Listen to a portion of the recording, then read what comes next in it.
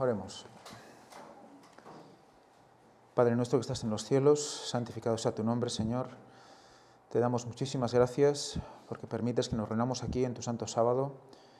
Ayúdanos a ser parte de tu divinidad aquí en la tierra. Ayúdanos a ser partícipes de ella mediante la proclamación de tu palabra. Ayúdanos en esta escuela sabática especial sobre Daniel, para que nuestros corazones estén preparados para ser edificantes. Ayúdanos, te lo pedimos todo en el nombre santo de Jesús. Te lo pedimos todo para perdón de nuestros pecados. Amén.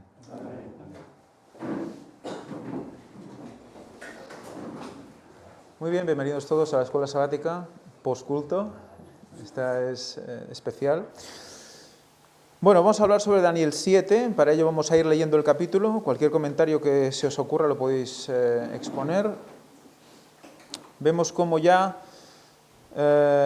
después de todo lo que hemos visto, las diferentes situaciones en las que Daniel y sus amigos han sido expuestos, vimos muchas relaciones ya con lo que sería, lo que podía ser lo que parecía clara similitud, ¿no?, entre la iglesia, digamos, apóstata de los últimos días y esa iglesia remanente, ¿no?, en la cual Daniel parecía dirigirse como el representante de ese tercer Elías también.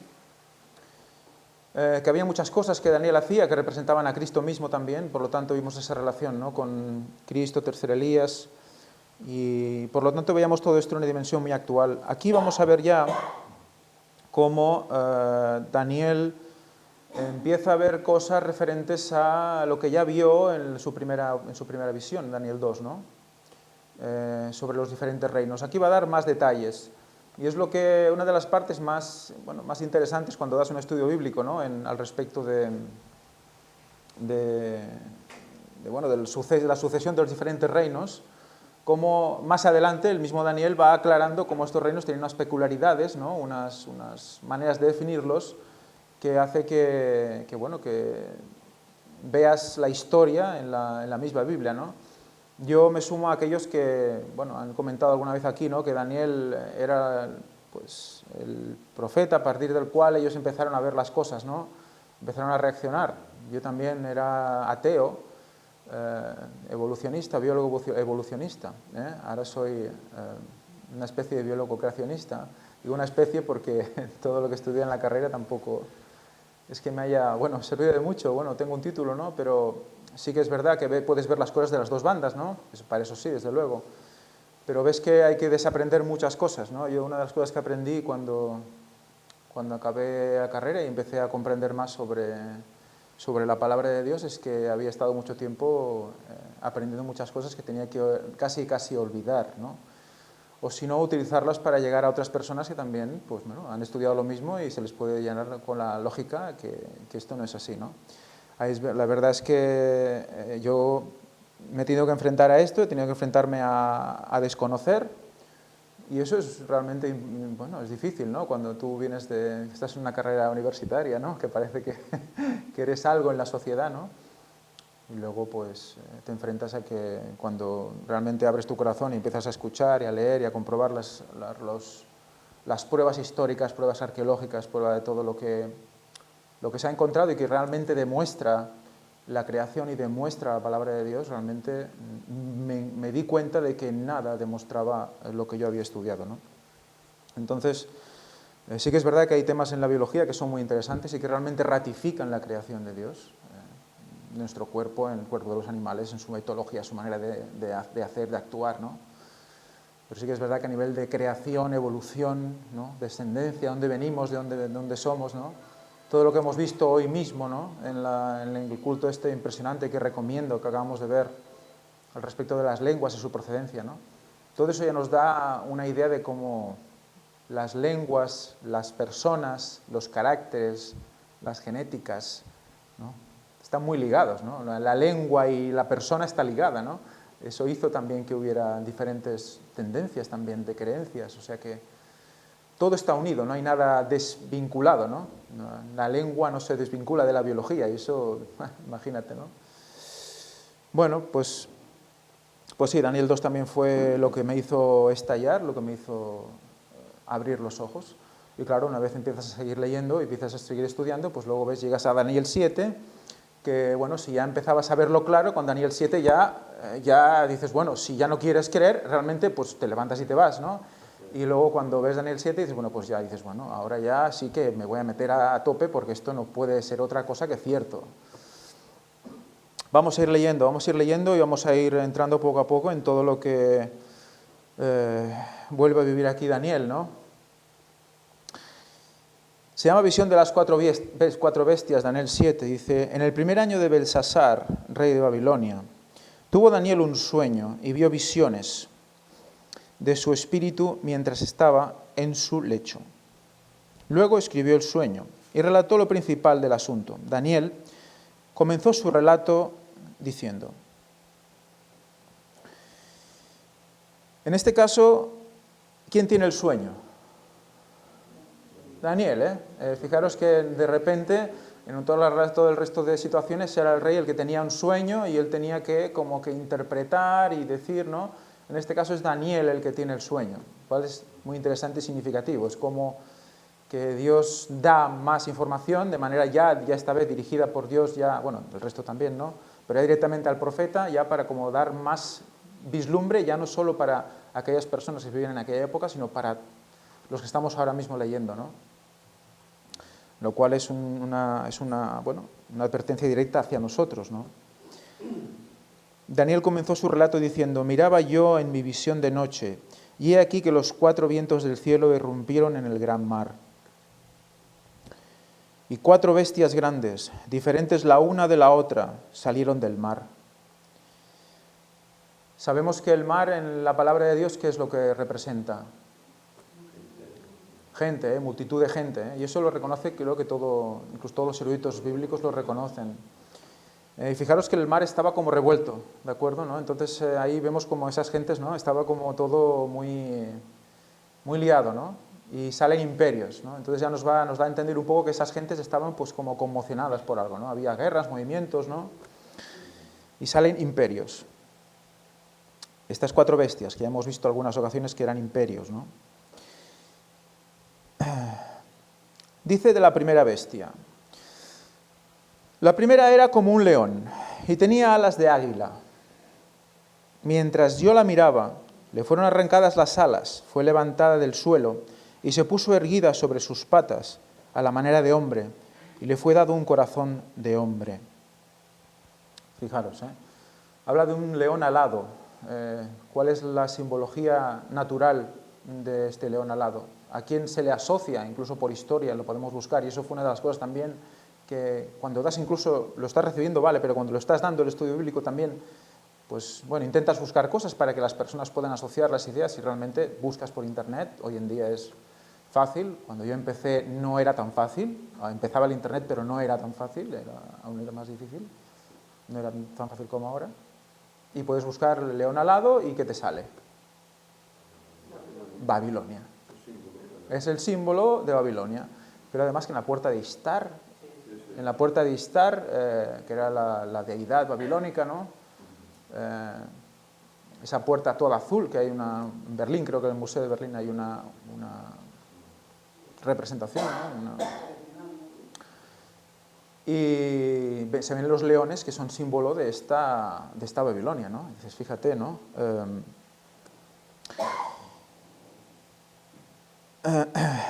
Por lo tanto, vemos que ya está hablando de una bestia que ya está representando un imperio que ya hemos visto en Daniel 2. En Daniel 2 ya vimos que esa cabeza de oro era Babilonia. Por lo tanto, ya nos pone, y además con una simbología de ese animal, el león, animal poderoso, ¿no? Además con alas, por lo tanto es una conquista relativamente rápida, ¿no? Toda una simbología, ¿no? En la cual ese poderío, ese león que se pone derecho, ¿no? Se imaginar, eso es todo un poder que realmente impresiona, ¿no? Cuando imaginas la imagen que debió ver Daniel, ¿no? En el sueño. También le dan corazón de hombre, ¿no? Es como que estuviera muy relacionado con la propia imagen del rey de Babilonia. Por eso recordemos cuando dice la cabeza de oro, ¿no? ¿Quién es esta cabeza de oro? De tú, oh rey, ¿no? Es esta cabeza de oro. Entonces está como dándole mucha prevalencia al hecho del mismo rey. por todo lo que luego él le pasa, ¿no? Con el tema también de que, bueno, esos 7 tiempos, ¿no? En el que come hierba y todo eso, ¿no? O sea, que estuvimos viendo también. ¿Qué más sueña? Dice, a continuación, otra segunda bestia, semejante a un oso, la cual se alzaba de un costado más que de otro, y tenía en su boca 3 costillas entre los dientes, y le fue dicho así, levántate, devora mucha carne. ¿Cuál fue el siguiente reino? Medo-Persia, ¿verdad? Es un reino compuesto, ¿no? Por Media y por Persia. Esto a mí también Claro, es que me está recordando, ¿no? Los momentos en los que estabas ahí, ¿no? Estaba yo ahí con Víctor en la escuela, en el estudio bíblico, ya hace, ¿cuánto? 19 años, quizás, 19, 20 años. Y él me iba explicando esto, yo recuerdo pues la cara que iba poniendo y lo estás leyendo y dices, pues vaya, ¿no? Y dices, ¿por qué Medo-Persia, un oso, ¿no? Por lo tanto era un poder realmente impresionante y además uno con un nombre más alto que el otro, ¿no? Y dices, vaya, dice, no, es que Media era, bueno, Persia, ¿no? Era más potente, Persia era más potente que Media, ¿no?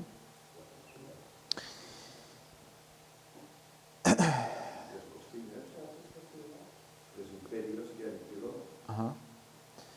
Exacto. O sea, si luego buscas la historia, el imperio medo-persia, ves como hay tres imperios que luego... Egipto, Babilonia y Libia, que la elección también nos recuerda. Lidia.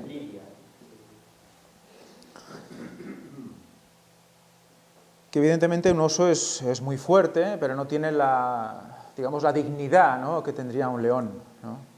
El león se le considera, bueno, siempre se ha considerado el rey de la selva, ¿no? Dices la selva, esa la sabana sería, ¿no? Porque el león en la selva no se va a perder, pero sigue en la sabana, es el rey, siempre está en posición de descanso, de vigía, bueno, y es majestuoso, esa melena, ¿no? En cambio el oso es como más, voy a decir en castellano, en inglés, en catalán, es como más barrué, como más vasto, más bruto, ¿no? Viene un oso, flash, un zarpazo, pues te lo destroza todo y es fuerte, pero es más rudo, ¿no? Es diferente a un león, ¿no? Por lo tanto, ese oro y esa plata, ¿no? Vemos que ese segundo imperio, pues sí, abasta de manera fuerte mucho legado, pero no es tan rico ni tan agradable como sería el oro. Y la plata es más dura que el oro, me dice aquí Javi. La elegancia, dice, ¿no? La elegancia del león y la robustez y la... Ajá. Después de esto, yo seguía mirando y vi otra, semejante a un leopardo, con 4 alas de ave en sus espaldas. Esta bestia tenía 4 cabezas y le fue dado poder. Pues evidentemente si seguimos por la estatua de Daniel, de oro la plata, luego viene el bronce, es un poder que vemos que el leopardo, pues un leopardo es un felino, es un animal ágil, pero le pone 4 alas. Vimos que al león le ponía 2 alas y aquí le pone 4 alas, por lo tanto implica como el doble de rápido, es una cosa rápida, veloz, y a qué nos recuerda, o sabemos qué imperio es, ¿no? ¿Es el imperio cuál? El imperio griego, ¿no? Con Alejandro Magno. Alejandro Magno fue un conquistador veloz, ¿no? Fugaz, diría yo, ¿no? En 10 años, aquí me recuerda Josep, que en 10 años lo conquistó todo, y es verdad que también murió pronto, ¿no? También curioso que a la edad curiosa de 33 años. Tenía 4 cabezas. ¿Qué eran estas 4 cabezas? 4 generales que se dividieron el reino cuando él murió también. O sea que fijaros cómo también es que es demasiado, ¿no? O sea, solo te puedes sentar, leértelo, sentarte, sí, y decir, bueno, vamos a la historia. ¿Y quién ha escrito la historia? ¿Un adventista? No. ¿No la ha escrito un adventista? la escribió cada pueblo su historia cuando le tocó, y resulta que lo que ha quedado hasta hoy tú lo puedes consultar y compruebas que esto es así, que se disputaron el reino entre 4 generales y bueno, los diferentes nombres que ahora yo no recuerdo. Eso es lo más importante. Aquí Javi, que es nuestra enciclopedia humana.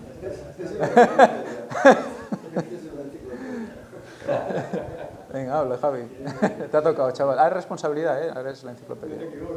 Bueno, yo creo que lo importante es conocer a Ptolomeo y Seleuco, los Ptolomeos y los Seleucidas, que después forman parte, son los que, digamos, de manera literal son el rey del norte, Seleuco, y Ptolomeo el rey del sur, porque los otros dos duran poco y desaparecen.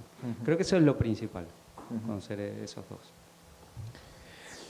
Muy bien, pues seguimos. Después de esto, seguí mirando en las visiones de la noche, y he aquí una cuarta bestia, espantosa y terrible, y en gran manera fuerte, la cual tenía unos dientes grandes de hierro, devoraba y desmenuzaba. Con los temas de los materiales también es muy interesante, porque sabemos que el tema del bronce fue muy de los griegos, con sus monedas también de bronce. Sabemos que, bueno, recordad que las piernas de hierro de la estatua también representaba a Roma, y aquí está diciendo que la cuarta bestia también tiene dientes de hierro. O sea que todo está como en la misma línea, ¿no? Sigue dándonos más pistas, pero esta vez ya nos pone los dientes de hierro. ¿Qué haces con los dientes una bestia? Devora, ¿verdad? Tritura, degrada. Entonces con los dientes de hierro, claro, ya nos está dando una idea de lo que va a hacer esta bestia, ¿no? Pero es una bestia como que da más detalles esta bestia, ¿verdad? Devoraba y desmenuzaba, y lo sobrante lo pisoteaba. O sea que ya está hablando, esta bestia es como un poquito diferente al resto, ¿no? Sí, una máquina, ¿vale? Claro, aquí estamos viendo que él se queda pues realmente espeluznado con esta cuarta bestia. Ya no es ese punto de simbolismo hasta dile poético que tienen las otras bestias, ¿no? Que si un leopardo con las alas y que rápido y tal, sino que esta se entretiene y hay unos detalles muy evidentes que definen, ¿no? Sí, yo creo que es importante porque después, más adelante, da un detalle más que las uñas dice que son de bronce. Yo recuerdo que cuando me enseñaron en el colegio sobre el Imperio Romano, me lo enseñaban como el Imperio Greco-Romano. Porque estaban muy entremezclados, aunque es verdad que lo conquistó y lo sucedió, pero realmente había adoptado mucho del imperio, de la cultura helénica. Sí. Y me lo enseñaban con el Imperio Greco-Romano, y vemos que tenía dientes de hierro y uñas de bronce. Fíjate. Lo pisoteaba con sus patas, y era muy diferente de todas las bestias que había antes de ella, y tenía 10 cuernos. Mientras yo contemplaba los cuernos, he aquí que otro cuerno pequeño, bueno, ¿qué eran estos 10 cuernos?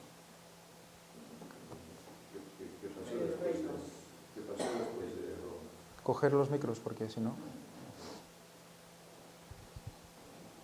Bueno, y en el estudio que hicimos de Apocalipsis, llegamos también a esto, porque ahí también se narra, y Roma se dividió en 10 reinos que formaron Europa, ¿no? Esas hordas que vinieron del norte, que destruyeron al Imperio Romano y formaron lo que hoy conocemos como Europa. En su inicio, 10 naciones, son esos 10 cuernos, de los cuales luego veremos que también surgen cosas. Mientras yo contemplaba los cuernos, he aquí que otro cuerno pequeño salió de entre ellos.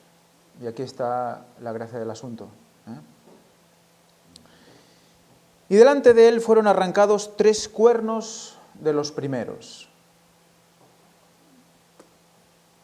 ¿Qué 3 cuernos fueron?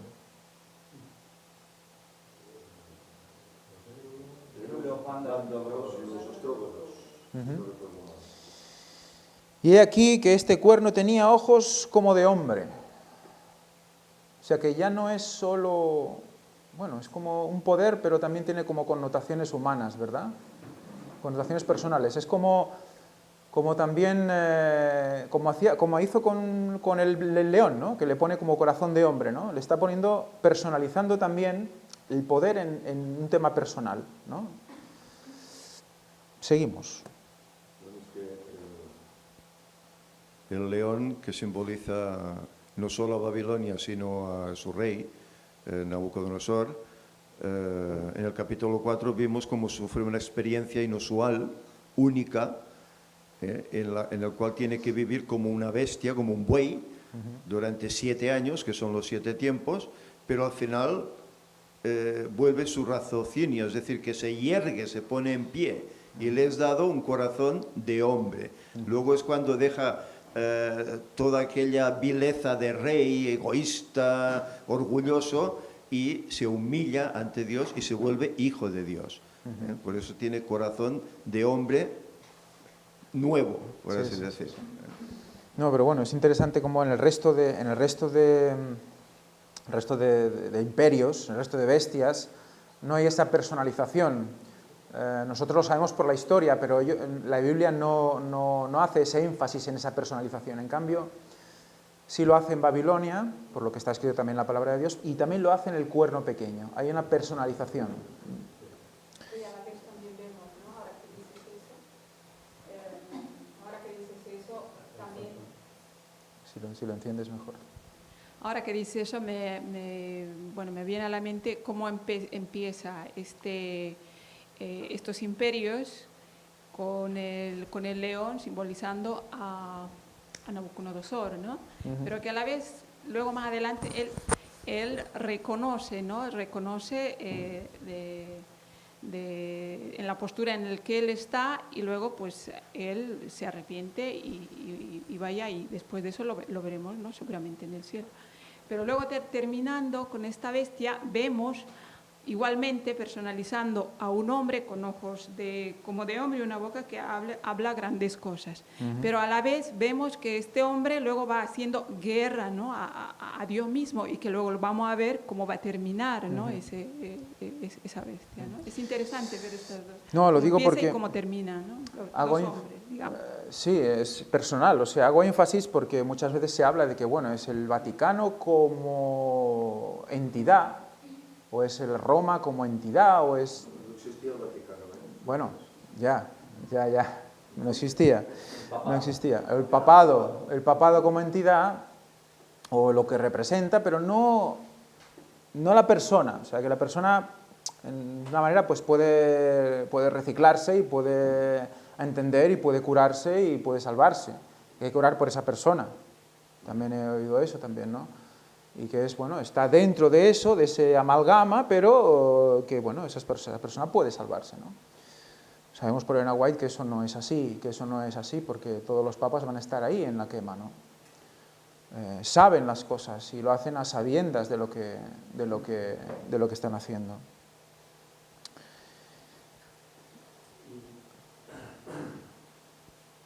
Cosa que parece realmente imposible llegar a percibir la maldad que se esconde tras ellos, ¿no? Porque cuando los ves tienen esa apariencia de piedad y de humildad que realmente, aun sabiendo todo lo que hay detrás, incluso a veces te cuesta llegar a imaginarte hasta dónde llega su maldad, ¿no? Porque por lo visto dentro del Vaticano suceden cosas, ¿no? Es decir, que es fuerte todo el tema del papado, ¿no? Pero se presentan de una forma que nuestra mente...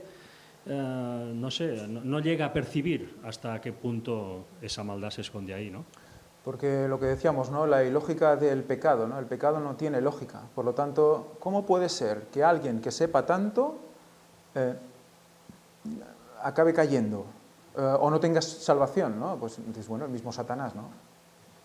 El mismo Satanás es la ilógica total del pecado, porque dices, bueno, un ser que conoce todo, que ve a Dios, que lo ve, que ve al Hijo, que ha visto todo lo que ha creado y que sabe tanto, porque lo sabe todo y sabe más que nosotros, y luego resulta que no va a ser capaz, no fue capaz, ya no puede serlo, o sea, no fue capaz de cambiar, ni verlo, ni... Entonces, bueno, eso realmente no tiene una explicación, ¿no? Sí, porque uno, obviamente la Biblia llama misterio de iniquidad, ¿no? Le llama, y es tanto al tema del origen del pecado con Satanás, como de este poder. Claro, uno dice, bueno, Satanás sabía que era Dios, ¿cómo pudo enfrentarse a Dios de esa manera? Nosotros vemos en la Biblia, recordamos en Egipto, la Biblia nos deja claro en el tema de cuando Moisés se enfrenta a Faraón, que los sacerdotes egipcios sabían lo que estaban haciendo, sabían quién era Dios y a quiénes estaban adorando ellos. Pero en un momento, cuando empezaron a ver el poder de Dios, hasta ellos se atemorizaron, dijeron, dedo de Dios es este, como, bueno, mira, ya paremos aquí porque ya Dios está haciendo presente. Pero cuando vemos este poder, sabe lo que está haciendo. Cuando vemos el origen de este poder, nosotros podemos leer en la Biblia inclusive más en el deseo de toda la gente con más claridad, que aquellos grandes sacerdotes y príncipes sabían a quién estaban crucificando. Es como que realmente nosotros vemos en el mundo, se habla de parricidio cuando se mata a los padres, que hay que matar a los padres. Se habla de magnicidio cuando se mata, por ejemplo, Kennedy. Claro, todo el impacto, salir a matar a un hombre como... Pero hay algo que se llama el deicidio. Claro, quedará como mitológico para algunos, porque Dios se tiene que hacer presente para eso. Pero estos hombres cometieron eso. Y sabían. Es como decir, es Dios, vamos a por él, ¿no? Llega un punto que para nosotros es inimaginable. Y este poder, cuando nosotros vemos, por ejemplo, al Papa, mirando con esa cara desafiante, hablando de la cruz de Cristo, diciendo, y aquí está el fracaso de Dios, vaya contra quien están haciendo la guerra, a sabiendas y voluntariamente. Para nosotros es como inconcebible, creo que uno ya retrocedería en un punto. Y vemos cómo los sacerdotes paganos de generaciones, en un punto, ellos estuvieron dispuestos a retroceder. Allá el que se aferró fue Faraón. Pero esta gente, pasan los años, pasan los papas, desde, ya estamos hablando casi 2000 años de que surgió esto, y siguen en este camino. Es realmente misterio y iniquidad, ¿eh? Sí, no, en mi versión dice, y hablaba con gran arrogancia. Decía grandes cosas, decía, pero hablaba con gran arrogancia. O sea, como diciendo, yo aquí soy el que manda, ¿no? Y digo lo que quiero. Y muchas veces vemos como el mismo papado, el mismo papa, cuando habla, deja ver muchas cosas y no le importa. No le importa, o sea, lo suelto y la gente, como no se entera, pues es igual. Lo suelto allí y ya está. Y dice cosas realmente crueles, como lo que hemos visto ahora. Y la gente, como dice el Papa, amén, pues muy bien. Y como tampoco saben exactamente de qué está hablando, pues... Pero claro, suelta cosas sabiendo que quien le escucha no está a la altura. Y los que conocen y saben, pues evidentemente tienen que decirlo. Y muchos de los que conocen y saben, pues resulta que están firmando cosas con el que se supone que es la bestia, el cuerno pequeño, ¿no? Entonces, ya al final dices, bueno, ¿y esto a dónde nos lleva, no? Si tú sabes la profecía, no vas a unirte en ecumenismo, como vimos en la última del gobierno mundial, y empezar ahí a firmar cartitas y cosas reconociendo a quién, al cuerno pequeño, al que habla con arrogancia, y, ¿no? Entonces... No sé. Sí, ahora Pep me estaba recordando la bestia de Apocalipsis del capítulo 13, que es, bueno, es la misma, pero con otras, como diría, características, ¿no? Por ejemplo, aquí se habla que subió del mar la bestia que tenía 7 cabezas y 10 cuernos. 10 cuernos igual que esta, ¿no? Luego dice, era semejante a un leopardo, sus pies como de oso y su boca como de león. Es decir, que hemos visto que había aquí un león, había un leopardo, había un oso, es decir, que toma cosas de los otros imperios que han ido anterior. Pero aquí no hablamos de Roma física, estamos hablando de esta Roma papal, que sobre todo, ¿cuál es su adoración? Su adoración es ídolos. No adoran al verdadero Dios. Su Dios es el diablo. Aunque algún católico nos escuche y se sienta dolido, pero si analiza, se dará cuenta que la religión de ellos no es adorar a Dios, es adorar al diablo y a los dioses que el diablo ha puesto entre los hombres. Por eso hace referencia a esos imperios, porque todos eran adoradores de ídolos falsos, comenzando por Babilonia, Grecia, etcétera, etcétera. Al final y él sigue con la misma tónica. Y así está engañando a la humanidad. Y toda la humanidad va en pos de él, creyendo que lo que está haciendo es correcto, creyendo que están siguiendo al vicario de Cristo, cuando realmente es el vicario del diablo. Además, con lo que estás diciendo, lo que cabe destacar es que todos estos imperios que estás diciendo, en definitiva tienen una misma creencia. No solo era cuestión de adorar a ídolos, sino que era directamente de cuestión satánica, a través de cuestiones que ya tenían que ver con sociedades secretas y que tenían que ver directamente con adoración de lo más oscuro. Y esto es lo que a través de esos sacerdotes de cada religión y astrólogos y demás, y adivinos, iban transmitiéndose. Y eso mismo es lo que llegó a pasar y es el verdadero culto que hay por detrás del propio Vaticano. No es la cara que muestran, pero es su auténtica creencia. Por eso el Papa es el sumo sacerdote de Satanás, él y el Papa Negro y tantos que lo acompañan. Pero va mucho más allá de esto. Bueno, de hecho, al final todo se reduce a un tema de adoración, ¿no? Claro, si tú miras solo con el tema de la Virgen María, ¿no? La supuesta Virgen María, si tú empiezas a ver cuál es su procedencia a nivel de iconos, de ídolos, de dioses y diosas que ya vienen de Babilonia y antes, ¿no? Pues que vemos siempre la mujer con el niño y que se va traspasando de una cultura a otra, y eso lo hemos mostrado ya. Cambian los nombres, pero la adoración es la misma, ¿no? Había incluso adoraciones que provenían de otras sacerdotisas que tienen que prostituirse a los pies de esta diosa y, bueno, cosas que no tienen nada que ver con la adoración a Dios. Entonces, claro, parte de uno, parte de Babilonia, parte de Grecia, parte de Roma, la verdad es que sí, lo tiene absolutamente todo, ¿no? De hecho, las fiestas mismas que se guardan tienen que ver con Roma, tienen que ver con Grecia, tienen que ver con Babilonia. O sea, no ha cambiado nada, es una mezcla de todo, ¿no? Y creo que por eso también es tan diferente esta bestia, es tan poderosa, ¿no? Como que asume el legado de todo el resto, ¿no? Que básicamente, claro, si vemos de dónde vienen, pues de como hemos visto hoy, ¿no? De esos descendientes de Cam y demás, pues estamos recuperándolo todo. Si se une todo otra vez, es como volver al principio, ¿eh? Si a partir de Cam se diluye todo en todo lo que está ahora, pues es como volver a recogerlo todo y unirlo todo al final para que sea más poderoso, ¿no? Pero, aunque hay mezcla, es interesante ver que inclusive si vemos las bestias, Babilonia, Medo-Persia, Grecia, Roma, y si vemos un poco el origen del Vaticano, ya lo ponemos, digamos, en gente que venía de Jerusalén, estamos viendo, haciendo una aplicación, lo que hoy presentaba Luis, tan interesante, vemos por sobre todo linajes semitas y jafetitas. Es decir, vemos Babilonia, al fin y al cabo los sacerdotes caldeos eran semitas. Vemos Grecia, Roma, los Medo-Persia, eran jafetitas. Y vemos ese tema judío ahí atrás, moviéndolo todo, semita y el linaje por excelencia. Entonces, vemos realmente cómo es el tema. Estamos hablando de los que tenían la bendición. Estamos hablando del pueblo de Dios. Por eso también tiene toda esa apariencia cristiana y no es una religión burdamente pagana camita, digamos, ¿no? O cananita. Es un engaño tremendo. Y obviamente es Roma, porque es un cuerno que sale de Roma. Es Roma con los atributos de los reinos anteriores, ¿no? Pero bueno, realmente también nos hace ver, si lo aplicamos hoy día, si somos pueblo de Dios, bueno, tendríamos que ver un poco, porque aquí estamos hablando, cuando lo ponemos lo que fueron estos linajes, estos imperios, estamos hablando de gente del pueblo de Dios, más o menos cerca, semitas y jafetitas, ¿eh?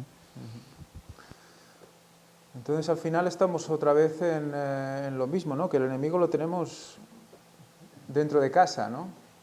Al final, ¿qué pasó también con los apóstoles, ¿no? Cuando Pablo también avisaba a todos, ¿no? Si recibís carta como si fuera nuestra, etcétera, etcétera, ¿no? Siempre tenemos a alguien que ha recibido lo mismo que nosotros y que quiere atacarnos y quiere mutilarnos, ¿no? Y Satanás utiliza a estas personas. ¿Por qué? Pues porque saben, porque conocen lo mismo que conocemos nosotros, y lo pueden tergiversar, lo pueden retocar, lo pueden redirigir para que se llegue a una verdad falsa, por lo tanto no verdad, sino una media verdad, y hacernos caer. Bueno, también el hecho de que los mismos fariseos, ¿no?, tengan esa descendencia, o sea, esos fariseos sean los precursores del mismo Vaticano, ¿no? O sea, tienen que tener algo también. Por lo tanto, es normal que todo esté en casa, todo quede en casa, ¿no?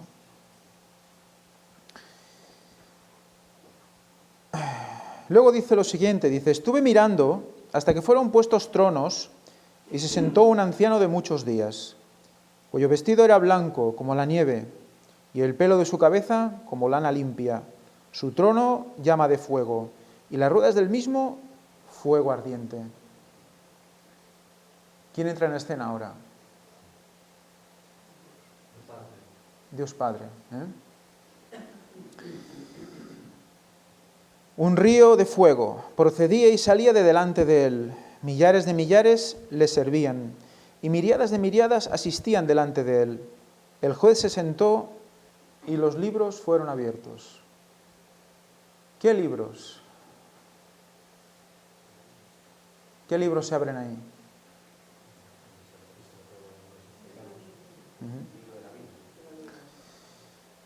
Fijaros que, bueno, hay muchos libros, sí, varios libros. Pero claro, cuando el juez se sienta, ¿no?, cuando el rey se sienta y abre los libros, ¿no?, y empieza ¿qué? ¿Qué pasaba cuando el rey se sentaba y empezaba? ¿Qué hacía? Juzgaba, ¿verdad? No. Por lo tanto, ya vemos que muy interesante esas relaciones de reyes, ¿no? Esas relaciones de imperios, ¿no? Los 4 imperios, tenemos Babilonia, Medo-Persia, Grecia, Roma, las bestias, las 4 bestias, y resulta que ese quinto, o lo que ve después, es como que empiezan a abrirse los libros, ¿no? Y fijaros que en el quinto reino, ¿cuál era el quinto reino de la estatua? ¿Y qué eran los pies?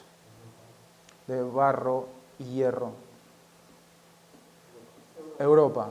Entonces, en los tiempos de esos reyes, etcétera, etcétera, es cuando vendrá Miguel. Resulta que en ese tiempo, que coincide en línea con la estatua, pasa algo, ¿verdad? En el cielo hay un juicio, ¿vale?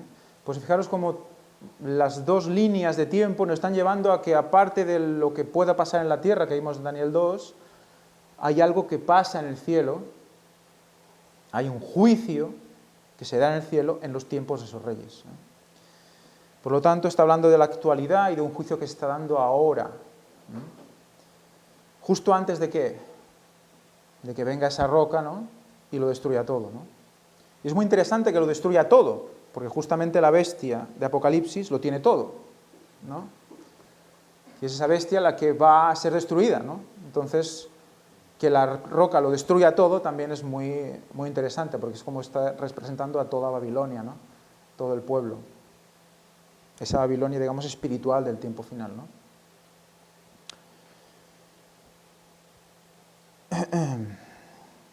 Yo entonces miré atraído por el sonido de las grandes palabras que hablaba el cuerno.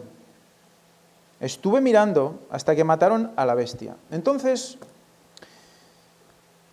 fijaros cómo Daniel, que era hijo de Dios, ¿no?, el pueblo de Dios, dice ¿qué hace con las palabras de este cuerno? ¿Qué le pasa cuando oye las palabras? ¿Qué le pasa cuando las oye? No, aquí dice que dice, yo lo miré, como dice, mi versión dice atraído. ¿Qué dice la vuestra?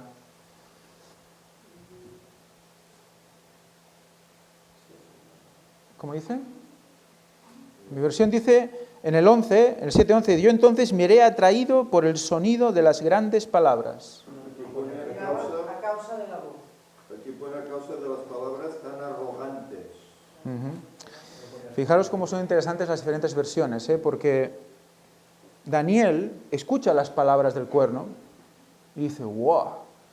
¿Qué está diciendo? ¿No? Entonces, está muy atento a lo que dice. ¿Qué debemos hacer nosotros? Olvidarnos del cuerno, es el Papa, es el diablo, fuera, olvídalo. No, Papa, no. porque me corrompes, ¿no? No. Entonces, Daniel estaba escuchando lo que decía el cuerno, porque era algo increíble, ¿no?, lo que estaba oyendo. Entonces, claro, si tú no estás pendiente de lo que dice el cuerno, no puedes juzgar como Daniel. Y fijaros que esto lo dice después de mostrar al anciano de días que abre los libros, ¿no? Entonces, mientras se está dando este juicio, ¿qué pasa en la tierra? ¿Sigue diciendo grandes cosas? Sí, ¿no? Aquí dice Josep, más que nunca. Dice, sí, sigue siendo arrogante. Lo digo porque la lección habla de un tiempo verbal un poco diferente al que estoy hablando yo ahora.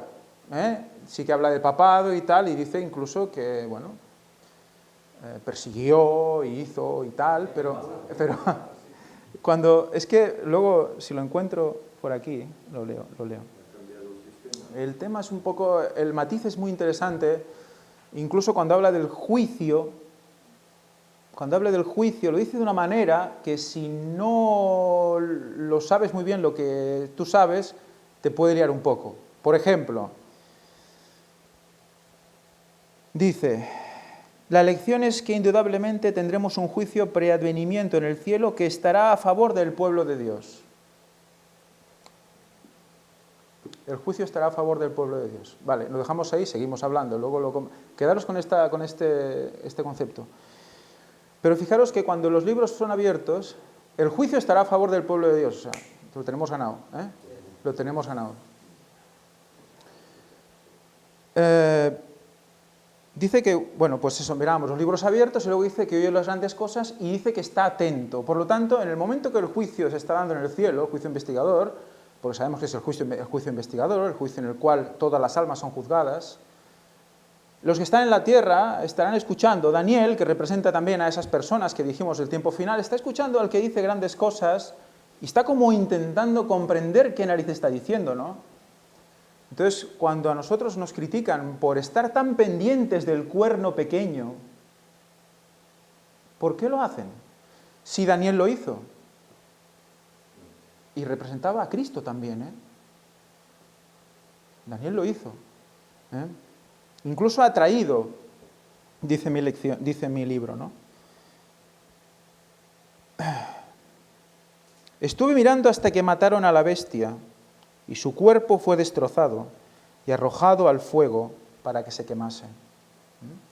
Por lo tanto, ¿hasta cuándo estuvo mirando al cuerno pequeño?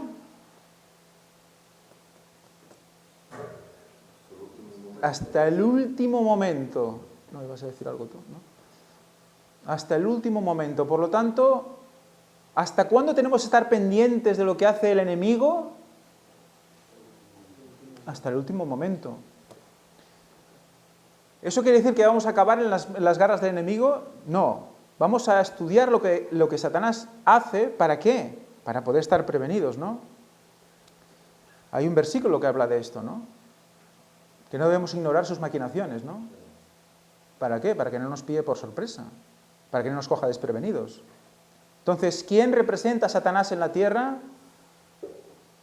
Vamos a preguntarlo de otra manera. ¿Quién es la cabeza visible de Satanás en la tierra? El Papa es la cabeza visible, por lo tanto es personal. Es personal. Igual que lo fue en el persona de Nabucodonosor en Babilonia. Sí. Es muy interesante, ¿no? Lo que está haciendo, bueno, realmente lamentable lo que está haciendo la Iglesia Católica, lo que tú comentabas al principio, de que, bueno, vale, la bestia será el catolicismo, pero el Papa puede no ser tan malo. Y justamente el Papa dice que es cabeza de la Iglesia Católica. Es decir, las mismas terminologías, conceptos y atributos que el Papa se da a sí mismo refutan totalmente lo que los pastores adventistas están enseñando. Si es la cabeza, pues él dirige, es la bestia misma también, ¿no? Dice aquí, en la lección del viernes, cuando habla de ese cuerno y lo que hizo al pueblo de Dios, dice, el Papa no solo pretendía ser el vicario de Cristo, sino además introdujo varias doctrinas y prácticas contrarias a la Biblia: el purgatorio, la penitencia, la confesión verbal oída y el cambio del mandamiento del sábado al domingo, se encuentran entre muchos otros cambios de los tiempos y la ley introducidos por el papado. Evidentemente, está hablando del pasado y es cierto, eso pasó entonces, pero queda un poquito de énfasis en lo que es aún ahora. Si no, cuando hablamos de Vicarius Filii Dei, solo sirve para el Papa que persiguió a los protestantes, o sirve para todos los papas. Bueno, hoy no sirve para nada. Perdón.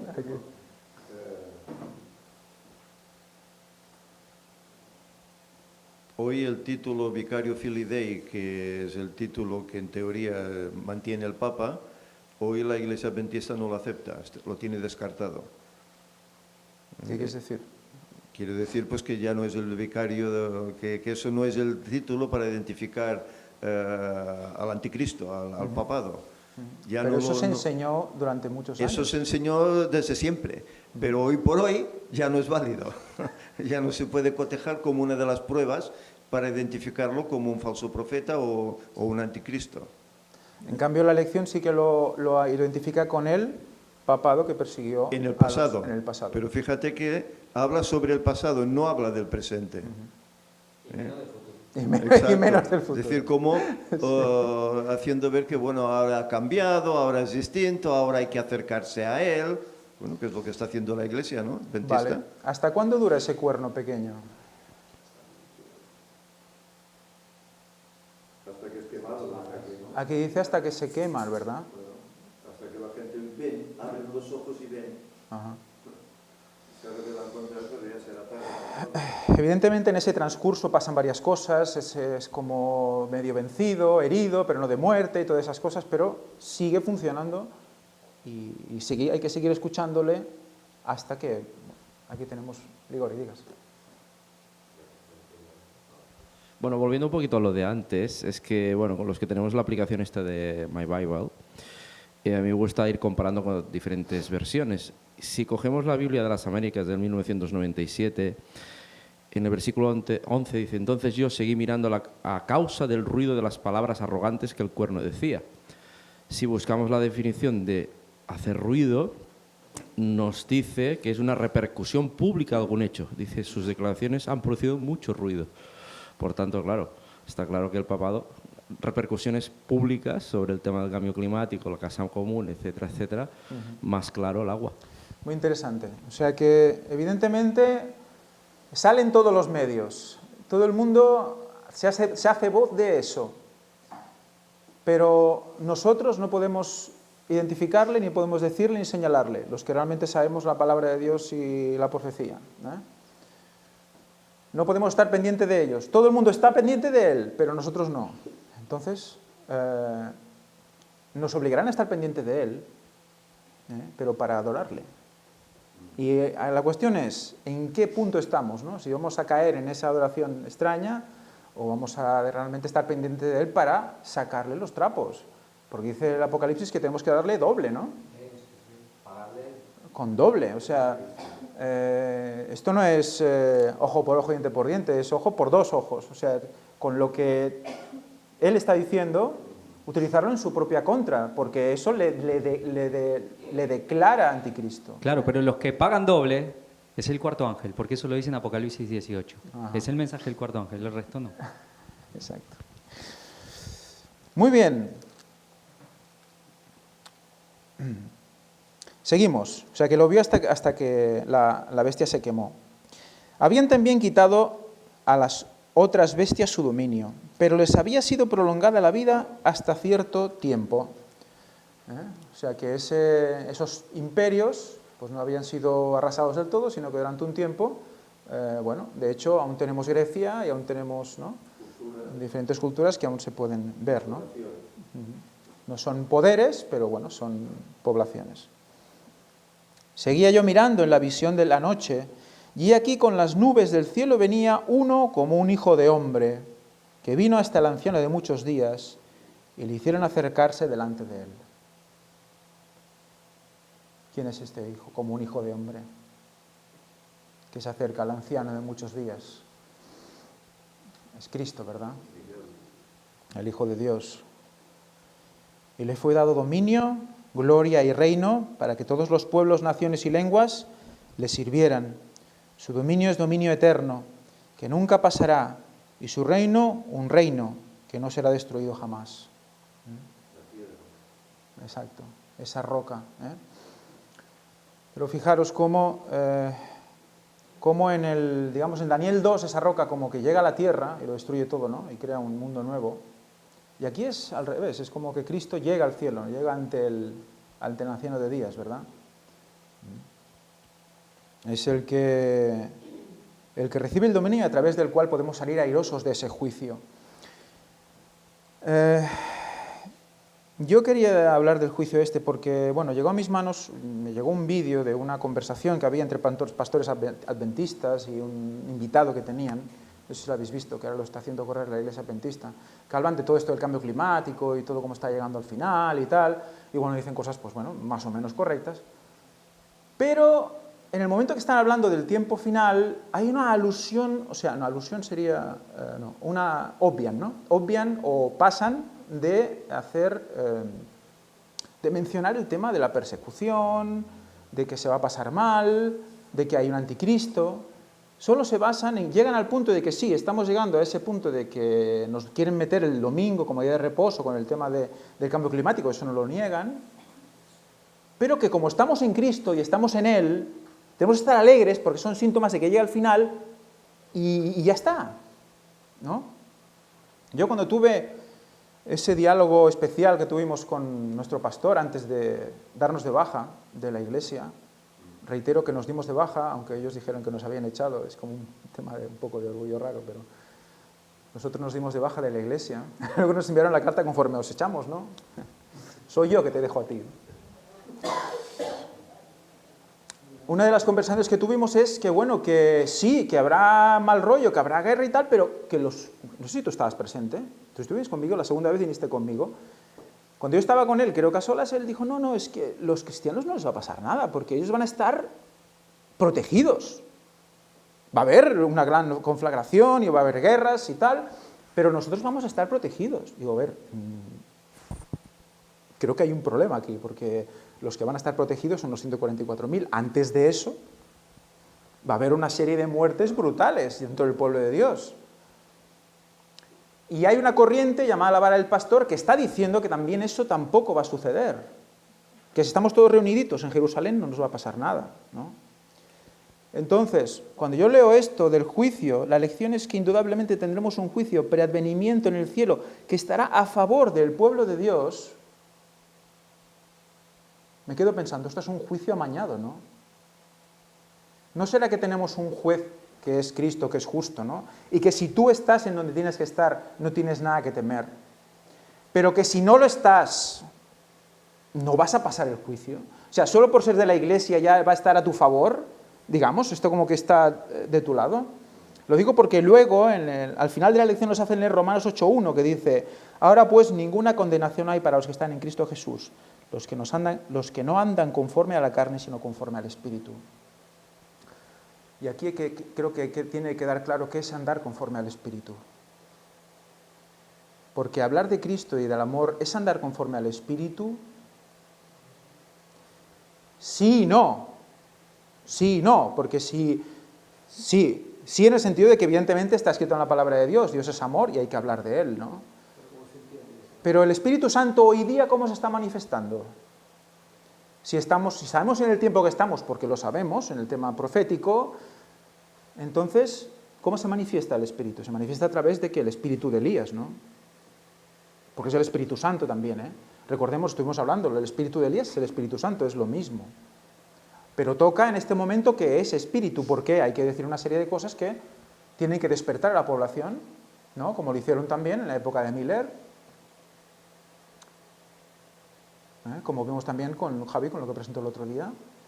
Entonces, evidentemente, creo que está intentando que la gente esté como muy tranquila. Y de hecho, Elena White cuando habla en Conflicto de los Siglos, habla de eso, ¿no? Que se irá a los pastores, les dirán, y estas cosas y tal, y él, no, tranquilo, les hablará con lisonjas, les dirán, le dice, ¿no? Que les contesta con lisonjas, dice, no os preocupéis, tranquilos, paz, ¿no? Paz, en realidad no hay paz, ¿no? Y me da la sensación que sí, están asumiendo el tema del cambio climático y tal, pero, como diciendo, pero sobre todo que quede claro que están de acuerdo en que la tierra se tiene que cuidar, eso sí, pero que esto, tranquilos, que si tú estás con Cristo, a ti no te van a tocar, ¿no? Y eso no es verdad. Lo que es verdad es que si estás con Cristo, aunque te toquen, seguirás con Cristo, y si mueres, seguirás con Cristo, porque habrá persecución y muchos morirán, y habrá muchos mártires. Solo 144.000 quedarán vivos. Javi, ¿querías comentar algo? Sigo. Bueno, a ver, es con respecto a esto de la persecución. Acá hay un tema. Hablábamos tú comentabas de la roca, la otra vez se comentó el tema de la roca, ¿no? De la piedra esta que desmenuza la estatua, que sabemos que esa sí es la aparición ya de Jesucristo cuando viene en la segunda venida a nivel plena. El juicio es verdad, sabemos que cuando él como hijo de hombre llega al Padre es 1844. Ahora, comentabas de la vara del pastor, de esta gente que cree que Dios los va a proteger, que el pueblo de Dios no va a sufrir en sí una persecución, un martirio, Dios los va a proteger en un lugar. Ellos también comentan que esta piedra no es Jesucristo cuando vuelve, sino que es el pueblo de Dios, que de la iglesia Dios corta, purifica de alguna manera la iglesia y de ahí saca una piedra que destruye esta estatua, este sistema. Ahora, nosotros realmente tendríamos que, no sé, caer en un engaño demasiado grande, pensar que un pequeño remanente un pequeño grupito de cristianos desarmados van a vencer al papado junto a Estados Unidos no sé, es como inconcebible. Pero vamos un poco más, ¿no? Porque hablábamos de que todo está en el pasado, quizás me adelanto, pero el final de la lección hace una pregunta. Es verdad que primero habla del cuerno pequeño y lo deja a debate, dice, bueno, ¿y quiénes creen que ustedes que es este cuerno pequeño? Y lo deja. Al final hace como una reseña un poco rápida, como quien no quiere decirlo, pero hay que decirlo. Vale, sí, esto se cumplió en el papado, todo en el pasado, la Edad Media, los 1260 años. Pero después hace una pregunta como dice, estas claras señales de identidad, ¿cómo deberían protegernos también? Habla de no mandar al cuerno pequeño demasiado al pasado, sabemos todo ese tema de Antíoco Epifanes, que hablan del imperio griego y todo eso. ¿Cómo deberían protegernos también de la creencia de que el cuerno pequeño es un poder que surgirá en el futuro? Entonces, siempre ese lenguaje ambiguo, como, bueno, claro, es verdad que apareció en el pasado, pero tiene un cumplimiento al futuro, la bestia. Es decir, lo que Daniel no lo deja claro, sí, sufre una herida mortal, se le prolonga la vida, después va a ser quemado, pero ya el Apocalipsis habla con claridad de que esa bestia es revivida, alguien la revive. Pero esto ya es totalmente quitado. ¿Y a qué me refiero con lo de la piedra? Si el pueblo de Dios va a ser el que vence a esta imagen, a esta estatua, a la bestia, que es al anticristo, ¿a quién va a vencer entonces el pueblo de Dios? Solo unas cosas. ¿Qué dijo el papado? Hace poco, ¿quién dijo el papa que es el anticristo? No habló de una persona, no habló de un poder, sino que habló de grupos de personas, fanáticos, que hablan mucho de profecía. ¿Quién dice el Islam que es el anticristo? ¿A quién va a destruir Jesús según el Islam cuando Él vuelve a la tierra? ¿No? Dicen que ellos también esperan, y entonces, mira, ahora no discutamos porque cuando venga Jesús, Él nos va a decir todas las cosas. Pero ¿a quién destruye Jesús cuando viene a la tierra? En algunos textos dice que vence al anticristo, pero en otros textos dice que vence a le llama, por lo menos en las traducciones, asociadores. ¿Quiénes son los asociadores? Los que asocian personas al único Dios, los que dicen que Dios son tres personas. Entonces, por un lado destruye al anticristo, pero por el otro lado también destruye a los cristianos trinitarios. ¿Quién es el anticristo entonces? Según el Papa, cada vez más somos nosotros. Según el Islam, somos nosotros. Entonces, todo esto que se empiezan como a unir ahora, no va a haber persecución, la iglesia denominacional con estos grupos que igual están, según ellos, están divergentes, están en contra de la iglesia, pero ahora todos se empiezan a unir. Y si esta roca, y si el pueblo de Dios va a destruir al anticristo, ¿a quién va a destruir? a nosotros? ¿Qué piensan los judíos? ¿Cómo va a venir el Mesías? No, primero tiene que haber paz, el pueblo de Dios tiene que estar en Jerusalén, tiene que haber una paz, una prosperidad, y ahí se va a manifestar. ¿Seremos el anticristo? ¿Habrá que eliminarnos a nosotros completamente para que entonces el Mesías pueda venir en un reino de paz y cuando esté todo bien, sin persecución, sin nada? Es que las cosas por un lado o por el otro se van llevando al mismo punto. ¿Seremos nosotros el anticristo? Lo dejo ahí. Creo que alguno habrá dicho, a lo mejor en la contestación, ¿no? En alguna escuela sabática, son los de... Bueno, es que de hecho la pregunta ya es capciosa, porque dice, ¿cómo deberían protegernos también de la creencia de que el cuerno pequeño es un poder que surgiera en el futuro? Es asumir que no está en el presente, que estuvo en el pasado, que no está ahora y que no estará en el futuro. No caigamos en el miedo de que vendrá en el futuro, es del pasado. Entonces ya asume de que no está en el presente y hace a la gente pensar que tampoco estará en el futuro. Por lo tanto, ¿dónde está el cuerno pequeño ahora? No está. Y eso que el papado está ahí, sigue ahí, todo igual, pero habla del pasado y que en el futuro pues no lo vamos a ver. Entonces, evidentemente, se centra en el puro cumplimiento histórico y fijaros qué capcioso, porque la verdad adventista la está usando para la verdad histórica, la que realmente hace que la gente crea en el Señor y que se acerque a Dios, como pasó conmigo y pasó con muchos que están aquí, resulta que la está utilizando para que no estén prevenidos de lo que ha de suceder. Dejarlo ahí, en el pasado, y ahora vive tranquilo. Pero el cuerno pequeño ya no está. Por lo tanto, cuando Daniel dice que está ahí hasta que se quema, entonces está mintiendo. Daniel miente. Muy bien. Pues vaya, ¿no? Una lección, cuando empecé a leer, dije, mira, está hablando, incluso dice hasta papado y tal, y a lo mejor, pero no, lo dice con esa sutileza para llegar a meterte casi en la lección y luego dejarte con la boca abierta así, esperando a ver qué dices, y haciendo pensar a las personas algo, porque está induciendo un pensamiento en las personas, ¿eh? Eso es muy jesuita, ¿eh? Es decir, yo te hago una pregunta de una manera para que tú la pienses la respuesta, aunque yo no te he dicho que es esa respuesta, tú te la has hecho, pero yo te he hecho que la pienses. Entonces no me digas a mí, que no me acusen a mí de que yo estoy diciendo eso, yo no lo estoy diciendo. ¿Quién lo hizo primero? Satanás, ¿no? En el cielo, Lucifer. Ajá. Hacía que los ángeles digan Claro. lo que él realmente pensaba. Pero tú decías los jesuitas, una cosa más que quiero decir, esto es teología jesuita por excelencia, es decir, ellos, la interpretación que tienen los jesuitas, y algo que se ha metido, si uno lee por ahí ya libros protestantes de ahora, es que la profecía está en transformación constante.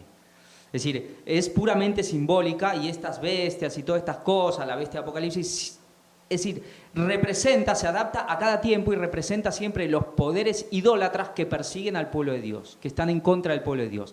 Entonces, ¿se puede aplicar? Bueno, al pasado se habrá aplicado para los cristianos del primer tiempo, a los judíos que los persiguieron, luego se aplicó al Imperio Romano. Bueno, sí, es verdad el papado, si el papado va y pide perdón, qué problema, ¿no? Tirémosles todas las porquerías al papado del medioevo, si total el papa actual lo está haciendo contra los tradicionalistas, ¿no?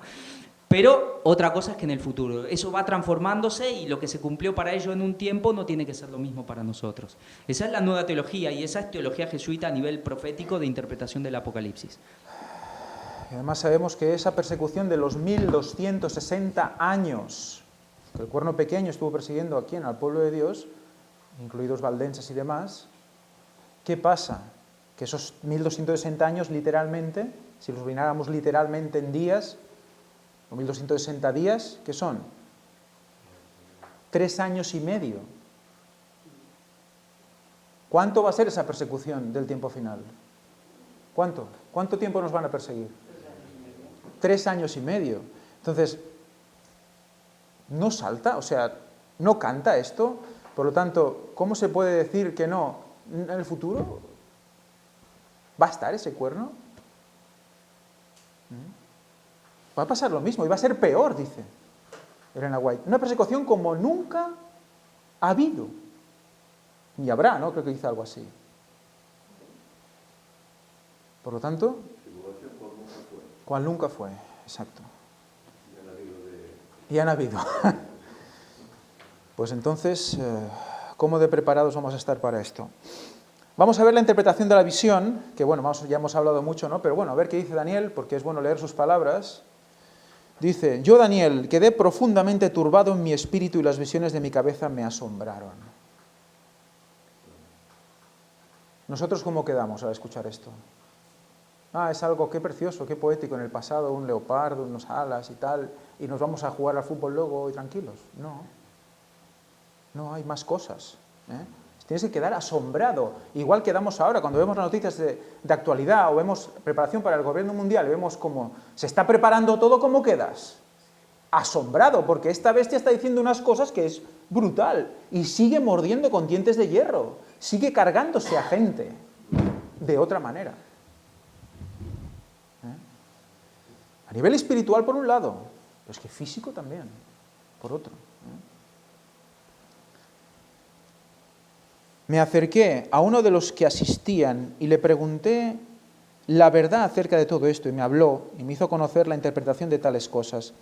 Estas 4 grandes bestias son 4 reyes que se levantarán de la tierra.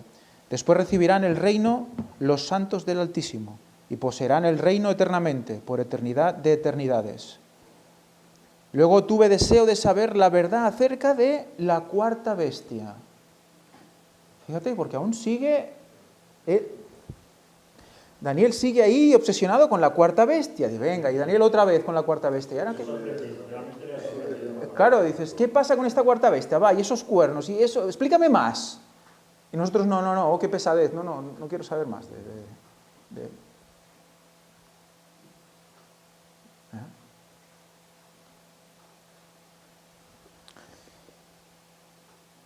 que era tan diferente de todas las otras, espantosa en gran manera, que tenía dientes de hierro y uñas de bronce, que devoraba y desmenuzaba y pisoteaba con sus patas lo sobrante.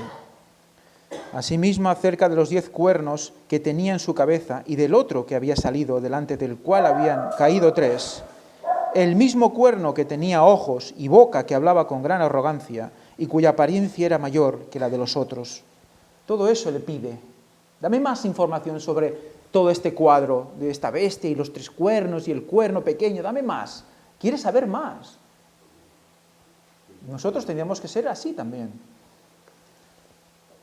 Y veía yo también que este cuerno hacía la guerra contra los santos y los vencía. Él vio eso. Y Juan también, exacto. Hasta que vino el anciano de muchos días y se dio el juicio a los santos del Altísimo y llegó el tiempo en que los santos recibieron en posesión el reino. Está corriendo muchos siglos aquí, en estos 2 párrafos, pero es muy interesante. Está uniendo la persecución del medioevo con el tiempo final, con el juicio investigador. Y cómo saldremos airosos, si Dios quiere, de ahí, ¿verdad?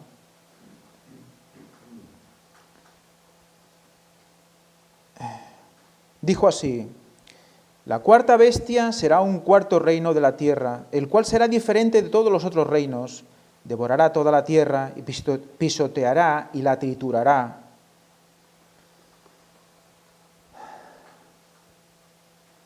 ¿Se está cargando a la madre tierra? Sí.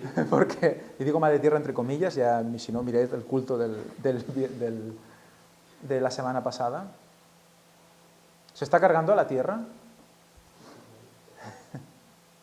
Algo que ha comentado Javi antes, de que le habían enseñado que era grecorromano, el imperio grecorromano, en la Septuaginta habla de dientes ferros y sus uñas broncíneas.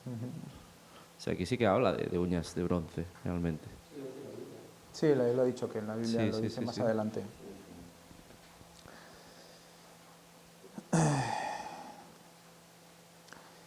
Fijaros, tanto a nivel, digamos, de gente, ¿no?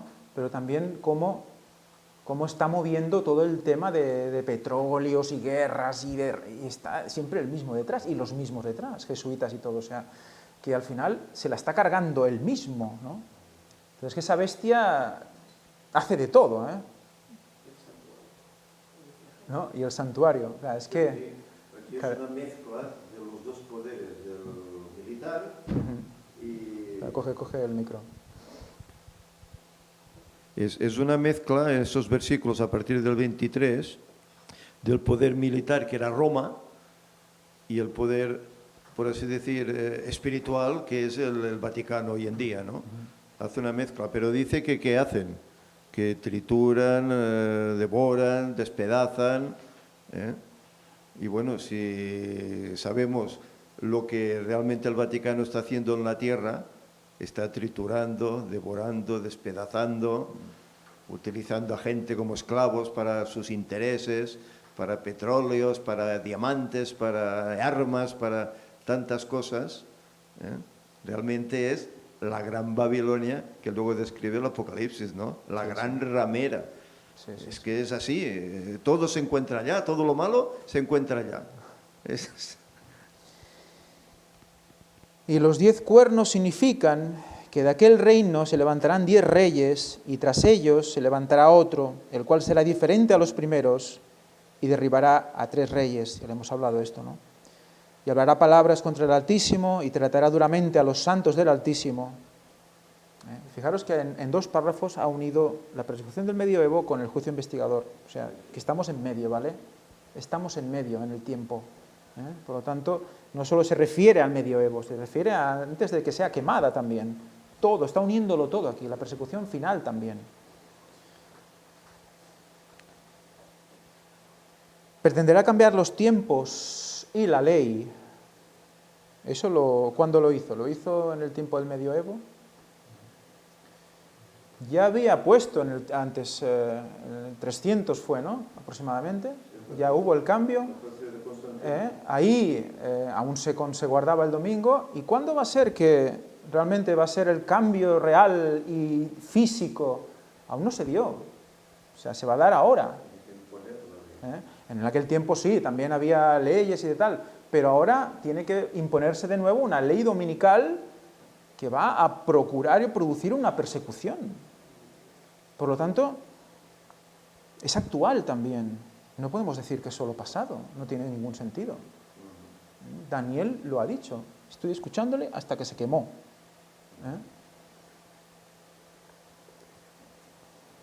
Pretenderá cambiar los tiempos y la ley y serán entregados en su mano para un tiempo y tiempos y medio tiempo, 3 años y medio, 1260 días. Es doble cumplimiento, doble cumplimiento. Pero se sentarán los jueces y les será quitado su dominio para que sea destruido y arruinado totalmente. ¿Para qué se sentaron los jueces? ¿Para qué se sentó el Padre? Abrió los libros, vino el Hijo. ¿Para qué pasó todo eso? Para vencer, para juzgar y para vencer. Por lo tanto, eso es ya ahora. Recordemos que hay juicio a muertos y luego juicio a vivos. Eso es ahora, es ya. Estamos en ello, porque sabemos que queda poco tiempo. No, primero muertos y luego vivos. Bueno, sí. Bueno, primero salvo, pero el juicio, evidentemente el juicio investigador es del pueblo de Dios. Salvos y no salvos. Salvos y no salvos. Claro, salvos y no salvos, claro.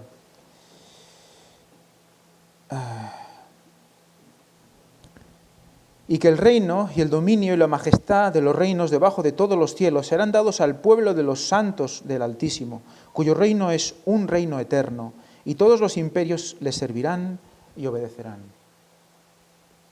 Hasta aquí llega su relato. En cuanto a mí, Daniel, mis pensamientos me turbaron, y el color de mi rostro se demudó, y guardé el asunto en mi corazón. Bueno, creo que Satanás está consiguiendo que no sintamos lo que Daniel sintió. Daniel sintió, se quedó hecho polvo. Su pueblo iba a sufrir todo eso. Al final iban a ser victoriosos, pero iba a sufrir todo eso, ¿no? ¿Y cómo te quedas cuando sabes que vas a sufrir?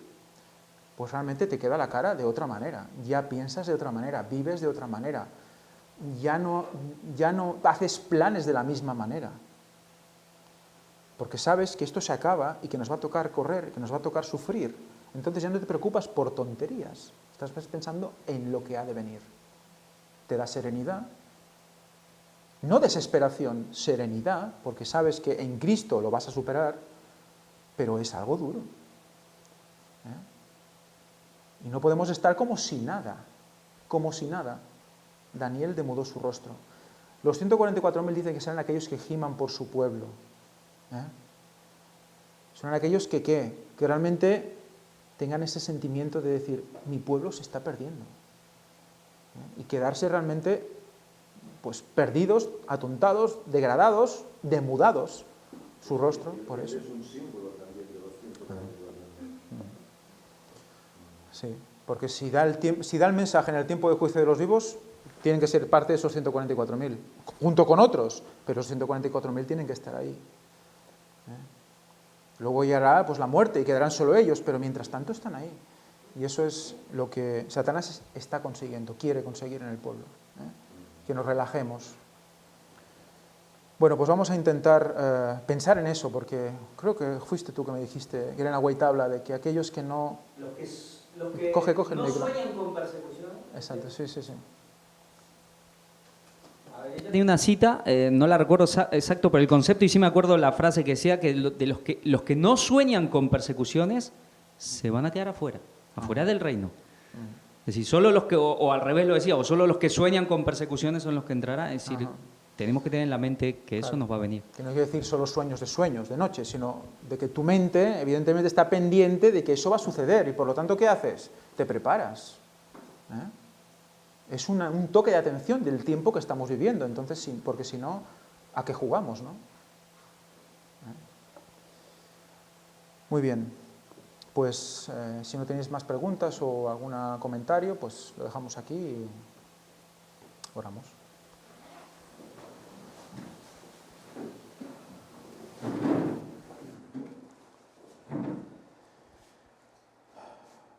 Padre nuestro que estás en el santo cielo, santificado sea tu nombre, Señor. Te damos muchísimas gracias por todo lo que nos das.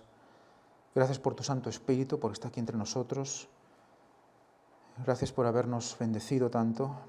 Te pedimos que estés con nosotros el resto de sábado, que nos ayudes a tener nuestra mente pendiente de ti y nos ayudes a soñar con la persecución, a estar pendientes de todo lo que sucede, a estar atentos a lo que dice el cuerno pequeño, para saber dónde tenemos que situarnos, cuál es nuestro lugar. Bendice a este ministerio, bendice al cuarto ángel, ayúdanos a seguir proclamándolo hasta el final, hasta donde tú quieras que lleguemos. Te lo pedimos todo en el nombre santo de Jesucristo y te pedimos perdón por todos nuestros pecados. Amén.